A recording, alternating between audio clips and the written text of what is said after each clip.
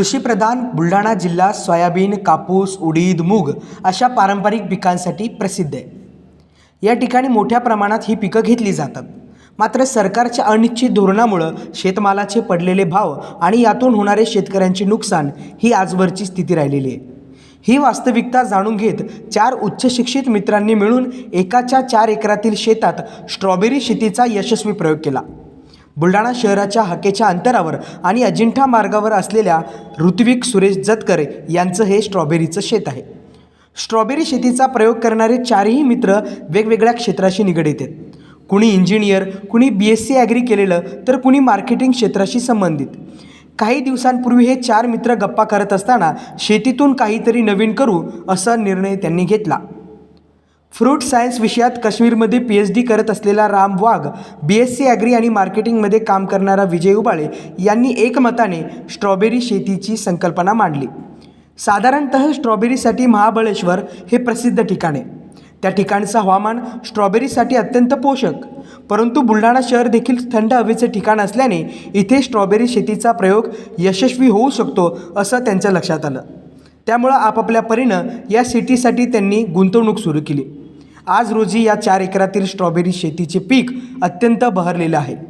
गोड आणि गुणवत्ता असल्याने बुलढाण्याच्या स्ट्रॉबेरीला दूरवरून मागणी होत असल्याने या 4 मित्रांनी सांगितले. प्रयोगशील वृत्ती जोपासल्याने त्यांना हे यश मिळालं. इतर युवकांनी देखील या शेतीचा आदर्श घ्यावा असा संदेश त्यांनी दिलेला आहे. सातत्याने पिकांचं निरीक्षण, रोगराई टाळण्यासाठी कीटकनाशके, इतकंच नाही तर बाजारात स्ट्रॉबेरी पोहोचवण्यासाठी करावी लागणारी व्यवस्था यासह विविध बाबींची पूर्तता करण्यासाठी सुरुवातीपासून तर आतापर्यंत जवळपास 15 लाख रुपयांचा खर्च असल्याचं त्यांनी सांगितलं. कामाची व्याप्ती पाहता वर्षभरात साधारणतः 60 लाख रुपयांचं उत्पन्न मिळण्याची अपेक्षा या 4ही तरुणांनी व्यक्त केलेली आहे. माझं नाव विजय रूपराव उबाळे. माझं शिक्षण BSc ॲग्रिकल्चर आणि MBA इन मार्केटिंग झालेलं आहे. स्ट्रॉबेरीची संकल्पना आम्हाला महाबळेश्वर आणि इतर एक्झॉटिक फ्रूट्सचा अभ्यास असल्याकारणाने माझा मित्र राम वाघ याचं त्यामध्ये रिसर्च स्ट्रॉबेरीमध्ये PhD आणि रिसर्च झाल्यामुळे आमच्या चर्चेतून असा निष्कर्ष निघाला की आम्ही स्ट्रॉबेरी ही आपल्या बुलढाण्यासारख्या शहरामध्ये करायला हवी. त्यामुळे आम्ही 3-4 मित्रांनी मिळून जवळपास सर्व उच्च शिक्षित मित्र किती खर्च आला तुम्हाला?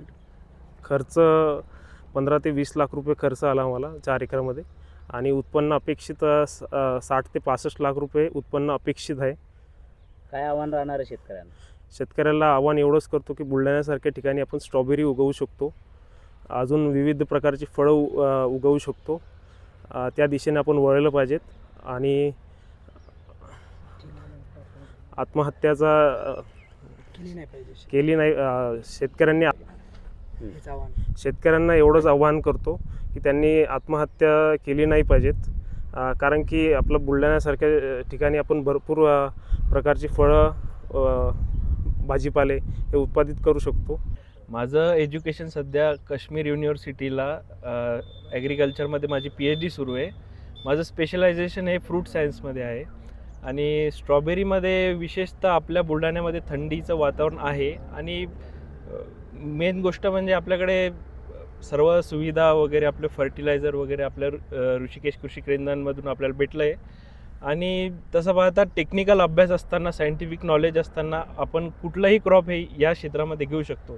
जसं की बारामतीच्या भागामध्ये आपल्याला दिसतं की बरेचसे शेतकरी खूप प्रगत असतात. आपल्या इकडे तेवढीच जमीन असून पण त्यांना एवढा नफा होत नाही. त्यामुळे आपल्याला एक दाखवायचं म्हणून होतं की आपण करू शकतो आणि सायंटिफिक शेती आपण करू शकतो आणि आपण उत्पादन पण लाखोंमध्ये पण करू शकतो. किती एकर शेतीमध्ये आपण स्ट्रॉबेरी केली? आता हे 4 एकरांमध्ये स्ट्रॉबेरी आहे आणि यामध्ये टोटल 66,000 झाडं आपण बसवलेली आहेत.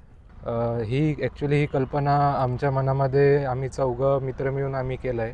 ही कल्पना आमची अशी चर्चा चालू होती. तर आमचा एक मित्र आहे ज्याचं PhD चालू आहे काश्मीरला, तो फ्रूट सायन्समध्येच PhD करतो आणि त्याच्या थ्रूच आम्हाला हे स्ट्रॉबेरीबद्दल माहिती कळाली.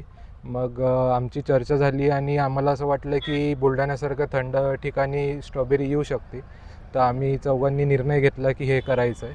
सध्या आम्ही 4 एकरमध्ये याची लागवड केलेली आहे आणि 15 ते 20 लाख रुपयाचा त्याचा खर्च आलेला आहे आणि 60 ते 65 लाख मला उत्पन्न एक्सपेक्टेड आहे त्याचं होईल असं.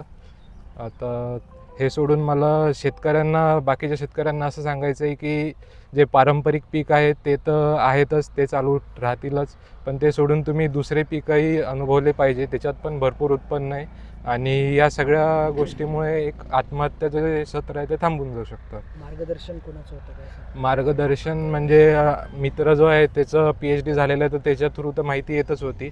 ते सोडून जे ऋषिकेश कृषी केंद्रवाले उबाळे सर आहेत ते आम्हाला खतासाठी आणि बाकी गोष्टीसाठी मार्गदर्शन करतच होते. जे उच्च शिक्षित युवक आहे त्यांना काय आव्हान करणार? उच्च शिक्षित युवकांना मी हेच सांगेल की तुम्ही शिक्षण घेताय, पण त्या शिक्षणाचे म्हणजे बरोबर जागी उपयोग होतो आहे की नाही हे पण तुम्ही बघितलं पाहिजे.